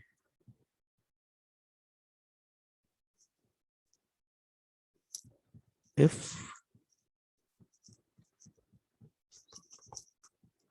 to the line this, हाँ, n into ये अंडर रूट, अच्छा क्वेश्चन है, 1 + n² माइनस n ये, और ये अपॉन √2, इसकी लिमिट निकालनी है। तो लिमिट कैसे निकलेगी इसकी, फॉर्म चेक करो, इनफिनाइट इनफाइनाइट इंटू 0 है ना, क्योंकि ये इनफाइनाइट पे ये दोनों इनफाइनाइट माइनस इनफाइनाइट बन जाएगा। अब देखो इसकी लिमिट कैसे निकलेगी, लिमिट कैसे निकलेगी इसकी, ये तो बहुत फेमस क्वेश्चन है। इधर देखो, ये 1/√2 तो हटा दूं, इसका तो लेना देना है नहीं, यही बचा है बस। कैसे लिमिट निकालोगे इसकी, रिप्लाई करो, करो भाई रिप्लाई करो, इसकी लिमिट कैसे निकालोगे। क्या यार, इधर देखो मैं रैशनलाइज कर रहा हूँ इसको, मैं रैशनलाइज कर रहा हूँ, ये 1 बचेगा ऊपर, और ये √1 + n² + m, समझ गया ना भाई, ये n एज इट इज। हाँ तो अब क्या करना है, n² नीचे से भी n कॉमन निकालो, ऊपर से काट दो, तो ये 1/√2 तुम्हारा एज इट इज आ जाएगा। n जब कट जाएगा उसके बाद ये 1/n² + 1 और ये +1, यही तो आएगा। हाँ अब n की लिमिट 0 है, इन्फिनिटी है वो लगा, तो ये 1/√2 1 + 1, तो ये आंसर तुम्हारा 1/2√2 होना चाहिए बेटा इसका। चेक कर लो, ए ऑप्शन है ना आंसर, चेक कर लो, चेक कर लो, यही है, कर लो बेटा, चेक कर लो। यस, हो गए विघ्नेश, सारे डाउट खत्म। हाँ सर। चलो बेटा, कल मिलते हैं अब ना, आज मैं कुछ ग्राफ दूंगा, मुझे याद दिला देना विघ्नेश, ठीक है ना। हाँ सर। हो गया बेटा, ठीक।